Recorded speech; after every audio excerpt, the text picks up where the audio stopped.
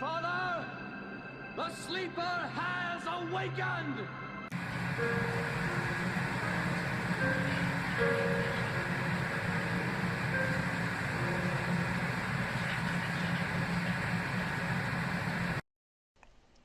There's a lot of talk going around about African Americans ain't Africans.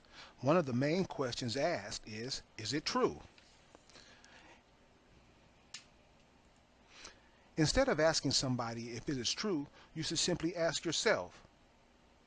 If you found your way to this presentation, believe me, you are astute enough to ask yourself 5 simple questions. If the answers don't balance the question, then 9 times out of 10, the question is a lie. So let's get started. The transatlantic slave lie. Are we to believe that these people stayed chained up like this for months, pissing and shitting on each other, throwing up, defecating, and eating in those same conditions? Look how close they are. If you look at the bottom of the feet, they look like they may already be dead. But this is how things are romanticized to the African American. Look at the floor. How could a ship survive the Atlantic Ocean? How could these men, look at these brothers at the bottom, look how they're packed in there like sardines. How could these brothers survive the waves? And as you'll see in a minute, the waves were treacherous. Are we supposed to believe this? What did these people eat? What did they drink? And how did they drink and eat laying down? What were they fed from? What were they eating out of? Did they have bottled water back in those days? How is this possible? How would these guys survive if their heads are hitting these boards in those waves of the Atlantic Ocean? Now this image is interesting. Check these brothers and sisters out. They don't look like they going to be no slaves. They look like they going to a party. Look how the kids are chilling. Look how this brother's daydreaming somewhere like he can't get to where he can't wait to get to where he's going. Look how the sisters are just laid back like they in a park somewhere, legs spread open. They daydreaming. What is this? And how would these people survive those conditions coming across the Atlantic? This is what I mean by surviving those conditions.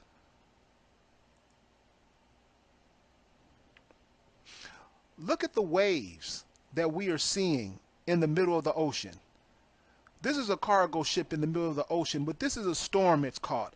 Are we to believe that our ancestors, who we just saw those pictures, chilling, laying back in the boat, are we supposed to believe they survived that? What about those brothers who were put at the bottom of those ships? They're bouncing around on waves like this, surviving? These are the stories that the African American are given, and these are the stories that the African American are supposed to believe. Now we can see why the African American is in the condition that they are in.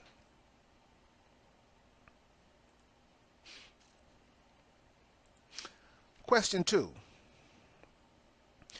Is it likely that one group of people would drag another group of people from halfway around the world and then put those refugees on their money? In John Jones's masterpiece, The Confederate Currency, The Color of Money, he shows image upon image of people who look like African Americans in their economies doing what they do in their economies. This picture right here on the front, a lot of people don't understand that black indigenous females are the ones who cultivated cotton in America. This is a sister's industry. But since we claim that we Africans, since we claim that we Hebrews, since we claim that we Moors, since we claim that we Muslims, how can we claim what's rightfully ours that our ancestors left for us? We just throw it in the trash.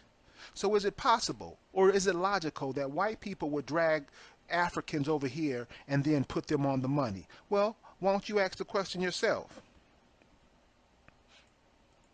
This is the state of Alabama, a $100 bill. Sisters right here. If you go down in the Creek country, you'll see that many of the sisters look like that. I see sisters like that down there in Tuskegee in the area every day.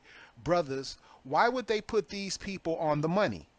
especially Alabama, as racist a state as Alabama is. Why would they do that? These are the questions you have to ask yourself. Don't ask nobody else because they may not know. If you start asking yourself the questions, believe me, you have enough spirit and enough heart to come back with a question that you ask.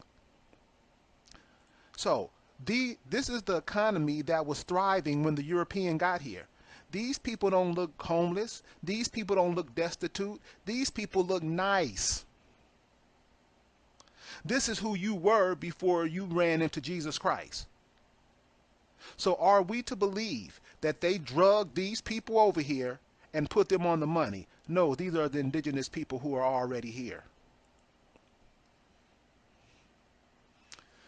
Again, this is the state of Virginia. These are the farmers, probably tobacco farmers. Why are they on the Confederate dollars back in those days? Does that seem logical? To bring people over, then put them on the money? Or were the people that were already here had an economy and the European tried to fuse the two economies together and in the end wind up doing what they always do, tricking you out of your inheritance? That's what it seems. That's what seems to have happened. If you like to talk about us, we can be reached at info@africanamericans.org. We can come to the Facebook page, African Americans Ain't Africans, the chat room, because these are the things our children cannot grow up twisted like we were. Because what we wound up doing, especially with the civil rights movement and all of these things that we get ourselves into, we wind up giving our inheritance away to other people. Question number 3. A lot of people ask, so what are you saying? The transatlantic slave trade didn't happen? Yeah, that's exactly what I'm saying. Well, if that didn't happen, how did they get over here? How did who get over here? How did the Africans get over here? No Africans came. And if they did come, they came with their masters. See, one of the stories that we're given the stories about the Moors of Spain, how these black men went up to Spain and took over Spain for so many hundreds of years. Well, those were the cats that came over, if they did come over, but they didn't come over here as slaves. And another thing, what we have to ask, whenever we're trying to figure out something, we always have to look at maps to help us figure it out, because somebody can tell you that Cuba is in Africa, and if you don't know, if you never looked at a map, you would think Cuba is in Africa. So this is the story that they give us. This is the narrative that they give us, that Portugal and Spain, the Pope told Portugal and Spain to divide up the world.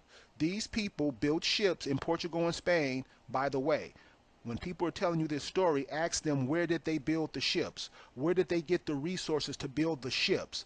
These are questions you have to ask, because people will tell you anything.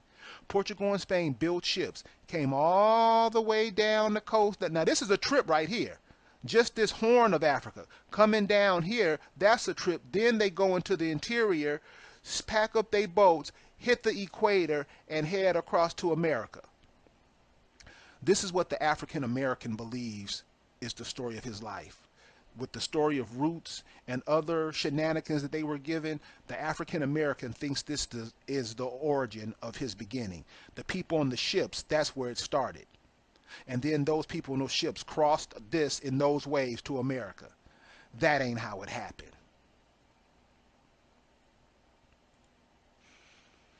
If you look at maps, this is why it's important to look at maps. You have to look at feasibility.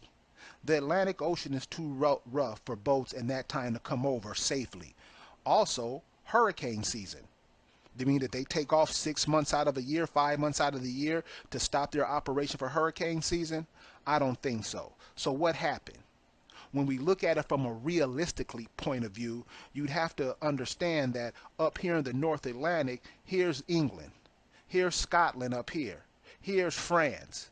You ever wonder how France, Canada, is named after France? Everything in Quebec, Montreal, that's French, because they didn't come across the Atlantic, they came across the Northern Atlantic. And we'll give you a better look here in a minute. All they did was come up here, and when you get up here near Iceland, and when you get up here in the Norwegian Sea, it's nothing but icebergs up here.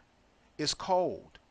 The waters aren't as rough up here as they are in the middle of the Atlantic because, as we'll see in a minute, they have icebergs.